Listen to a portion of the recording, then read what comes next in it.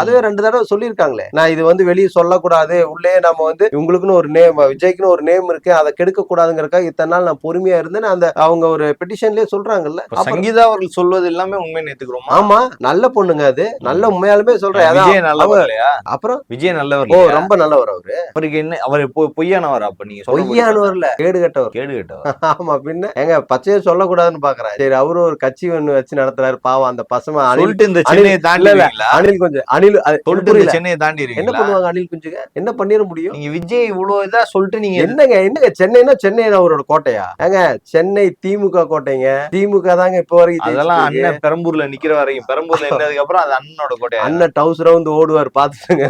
அண்ணன் நீங்க நல்லா கேட்டுங்க, நிக்கவே மாட்டாருங்க. எலெக்ஷன்ல தாவேகா தனித்து போட்டியிட்டால் விஜய் அவர்கள் நிக்க மாட்டார். எலெக்ஷனை சந்திக்க மாட்டார். அப்படியே சந்திச்சு நின்னு ஜெயிச்சிட்டாருன்னா எத்தனை எம்எல்ஏவோட உள்ள போவார்? தனியா போவார்.